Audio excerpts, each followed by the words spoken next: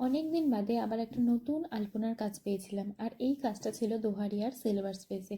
তো সেখানে গিয়েই দেখলাম কি সুন্দর ভেতরে রাধাকৃষ্ণের মূর্তি করা। তো এখানেই আমাদের আজকের আলপনার কাজটা ছিল। আমি প্রথম ডিজাইনটা করেছি একটা শঙ্খের ডিজাইন, আর এই ডিজাইনটা কিন্তু আমি পিন্টারেস্ট থেকে দেখেই করেছি। এটা কিন্তু আমার সম্পূর্ণ নিজস্ব ডিজাইন না। তো পিন্টারেস্ট দেখে আমি যতটা পেরেছি চেষ্টা করেছি। কারণ আমি যে এই বিষয়ে খুব একটা বেশি এক্সপার্ট সেটা বলবো না। আমি আর বোন দুজনে মিলেই আলপনাগুলো করেছি। টোটাল 3টে আলপনা দেওয়ার কথা ছিল। তো এখানে একটা রাধাকৃষ্ণের সামনে দিয়েছি, তারপর ঘরের মন্দিরের ভিতরে একটা দিয়েছি এবং বাইরে একটা দিয়েছি। আমি আমার মতো করে চেষ্টা করেছি যতটা সুন্দর করে আমি দিতে পারি আলপনাগুলো। তো কেমন হয়েছে ফাইনাল রেজাল্টটা তোমরা দেখেই জানিও।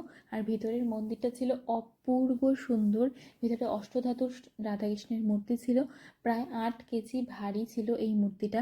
এটা ওই বাড়ির দিদি আমাকে বলেছে। দেখা হচ্ছে নেক্সট ভিডিও।